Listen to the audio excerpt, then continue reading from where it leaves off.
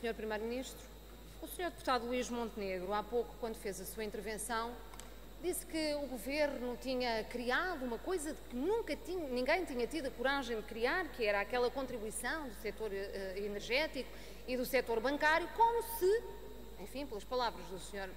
Deputado, este Governo e a maioria fossem os valentões, vão tocar aqueles intocáveis para outros. Mas o Sr. Deputado esqueceu-se de dizer uma coisa.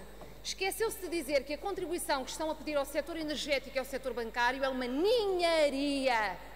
ninharia comparado com aquilo que tiram às famílias. Olha, por exemplo, olhando para o Orçamento do Estado de 2015, vão buscar à contribuição do setor bancário 30 milhões de euros. Para o Estado? Não. Para um fundo de resolução à disposição da banca, ou seja, põe a banca a fazer um mielheiro para a banca. Calma, ninguém toca aí. Então, só para dar um exemplo para nós percebermos bem a diferença de valores, só nas prestações sociais o Estado vai sacar aos mais pobres em Portugal mais de 300 milhões de euros. Ou seja, 10 vezes mais aos mais pobres do que aquilo que está a banca a amealhar para a banca. Sr. Primeiro-Ministro, justiças sociais desta forma é uma coisa muito esquisita, não é? Depois, repare-se bem, o Governo, com margem para descer impostos, escolhe, obviamente, aqueles a quem está a servir. Os grandes grupos económicos e o grande setor financeiro, naturalmente, então, opta por quê? Por baixar o IRC. E o Sr. Primeiro-Ministro está a querer fazer crer aos portugueses que as grandes empresas nem vão ser tocadas com essa descida do IRC.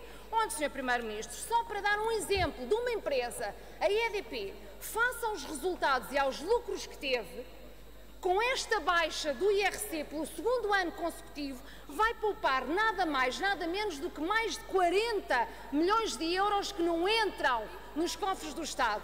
Agora está a ver como é que é compensado, por exemplo, a contribuição para o setor energético. Volta para casa. Vai poupar mais com a descida do IRC do que aquilo que paga para a contribuição do setor energético, ainda fica a ganhar. Portanto, Sr. Primeiro-Ministro, não tente iludir as pessoas. Os senhores, de facto, estão aos serviços destes grandes grupos económicos e deste setor financeiro. Já relativamente ao IRS, baixar o brutal aumento de impostos que se verificou no ano de 2013, nem pensar, pois o Estado arrecadou mais de 4 mil milhões de euros das famílias portuguesas. Sr. Primeiro-Ministro, os senhores de facto andam aqui ao serviço de alguém. E depois, mesmo para terminar, o Sr. Primeiro-Ministro falou da fiscalidade verde. Eu vou ter muito gosto em discutir com o Sr. Ministro do Ambiente, estou desejosa que isso aconteça, se o Sr. Ministro não se importar de marcar na sua agenda uma reunião com a Assembleia da República, já aprovada, para podermos discutir seriamente a questão da fiscalidade verde.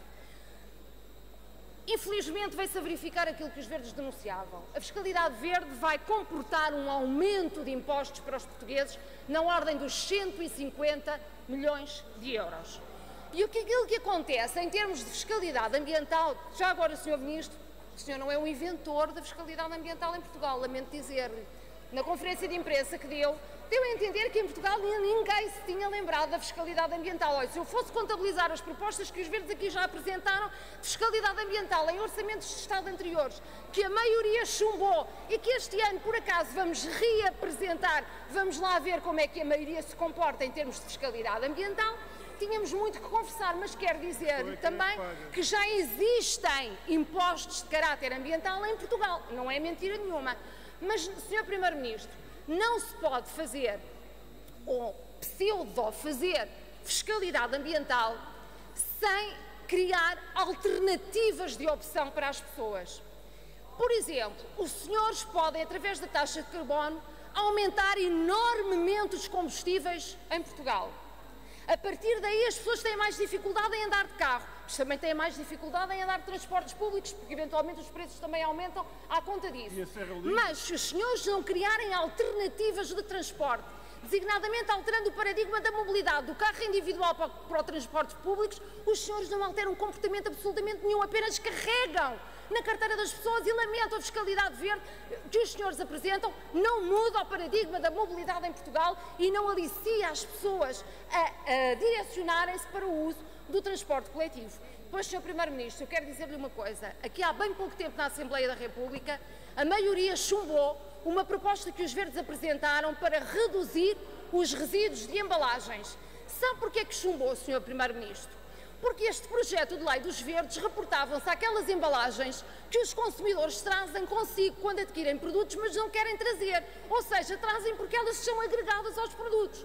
Ora, nós queríamos regular esse mercado das embalagens e a maioria chumbou, porque aí já não era pôr o consumidor a pagar a embalagem, aí já era retirar o pagamento que o consumidor faz obrigatoriamente, porque o mercado lhe impõe que pague o produto e mais uma embalagem que o consumidor não quer para nada. Queira concluir, Sra. Deputada. Para concluir, Sra. Presidente, dizendo o seguinte: os senhores não estão minimamente preocupados com a alteração de comportamentos ambientais, nem com aquilo que o mercado pode ou não oferecer em termos de melhores opções ambientais aos consumidores e também aos contribuintes portugueses. Os senhores só estão interessados em sacar dinheiro. Lembraram-se da fiscalidade verde e pensaram assim: onde é que por aqui nós podemos ir sacar 150 milhões de euros?